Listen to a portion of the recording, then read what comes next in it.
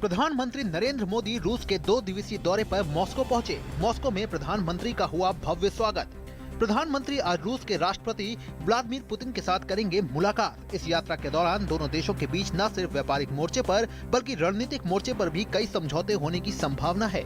प्रधानमंत्री ने कहा है कि गुरुवार को होने वाली वार्षिक शिखर वार्ता के परिणामों को लेकर वो बहुत आशावान हैं। संसद के शीतकालीन सत्र में आज दोनों सदनों की कार्यवाही अनिश्चितकाल के लिए स्थगित कर दी गई। लोकसभा में इस बार 13 विधेयक पारित हुए, वहीं राज्यसभा में आज पास हुए 6 विधेयकों समेत कुल 9 विधेयक पारित हुए। गौरतलब है कि शीतकालीन सत्र 26 नवंबर को शुरू हुआ था और पिछले सत्र की तरह ये भी हंगामेदार रहा।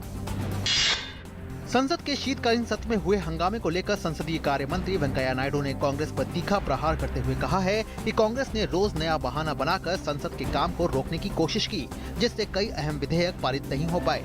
वेंकैया नायडू ने कहा कि कांग्रेस को देश की जनता को सदन में हंगामा करने के कारणों का जवाब देना होगा, जबकि सरकार सदन में हर मुद्दे पर चर्चा को तैयार थी।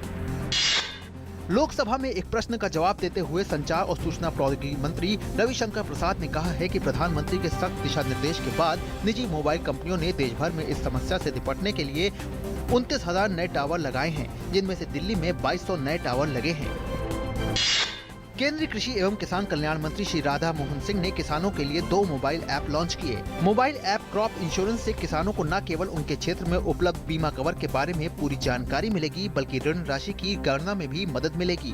वहीं mobile app agri market mobile से किसान 50 किलोमीटर के दायरे की मंडियों में फसल का मूल्य तथा देश के अन्य मंडियों के मूल्य के बारे में जानकारी प्राप्त कर सकते हैं।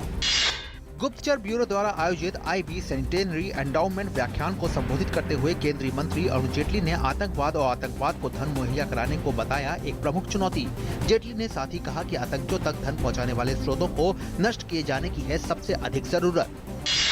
केंद्रीय सूचना प्रसारण मंत्री अरुण जेटली ने आज भारत सरकार के साल 2016 के कैलेंडर को जारी किया। इस बार के कैलेंडर की थीम विकास की नई उड़ान है। इस मौके पर जेटली ने कहा कि लगभग 6.5 लाख कैलेंडर सभी ग्राम पंचायतों में बांटे जाएंगे।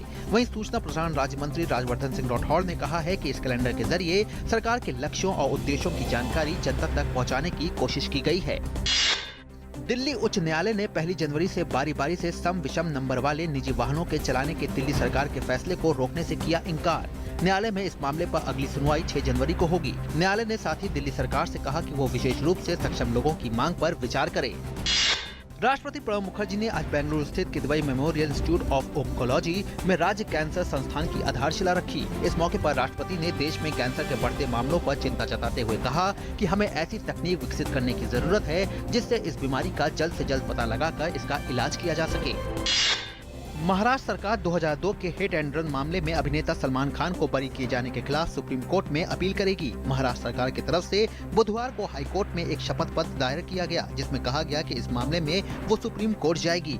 गौरतलब है कि निचली अदालत ने इस मामले में सलमान खान को 5 साल की सजा सुनाई थी, लेकिन हाई कोर्ट ने उन्हें पिछले दिनों बरी कर दिया था। देश का पहला स्वदेश निर्मित और डिजाइन किया युद्धपोत INS गोदावरी आज सेवा मुक्त हो गया। करीब 32 साल पहले इसे नौसेना में शामिल किया गया था। इस दौरान इस पोत ने कई नौसैनिक अभियानों में हिस्सा लिया। इराकी सुरक्षा बलों ने इस्लामिक स्टेट के खिलाफ कार्रवाई तेज करते हुए रमादी पर नियंत्रण बनाना शुरू कर दिया है। सुरक्षा बलों ने अमेरिकी हवाई हमलों की सहायता से पहले ही अहम इलाकों पर दोबारा कब्जा जमा लिया है और बाकी के बचे इलाकों में मजबूत पकड़ बना ली है। इस साल मई में रमादी में इराकी सेना की IS के हाथों बुरी तरह से हार हुई थी। पिछले महीने सुरक्षा बलों ने उनकी घेराबंदी का काम पूरा कर लिया था। इस्तांबुल के हवाई अड्डे पर हुए विस्फोट से एक व्यक्ति की मौत हो गई, जबकि एक अन्य घायल हो गया। सभी यहाँ कोकसन हवाई अड्डे में हुए विस्फोट के कारणों का अभी तक पता नहीं चल पाया है। इस विस्फोट में हवाई अड्डे की सफाई करता जहरा जमात की मौत हो गई। विजय हजारे ट्रॉफी में दिल्ली और हिमाचल प्रदेश ने सेमीफाइनल में बनाई जगह। क्वार्टर फाइनल में दिल्ली ने झारखंड को 99 रन से दी मात। दिल्ली की तरफ से नीतीश राणा ने 44 और पवन नेगी ने तेजी से 38 रन बनाए। वहीं धोनी के नाबाद 70 रन भी झारखंड को हार से नहीं बचा पाए। दूसरे क्वार्टर फाइनल में हिमाचल प्रदेश ने रॉबिन बिष्ट के नाबाद 109 रन की बदौलत पंजाब को 5 विकेट से हराया। तिरुवनंतपुरम में 11वें दक्षिण एशियाई फुटबॉल फेडरेशन चैंपियनशिप की हुई शुरुआत। प्रतियोगिता के पहले मुकाबले में श्रीलंका ने रिफनास मोहम्मद के गोल की बदौलत नेपाल को 1-0 से हराया। वहीं भारत अपना पहला मुकाबला 25 दिसंबर को श्रीलंका के साथ खेलेगा।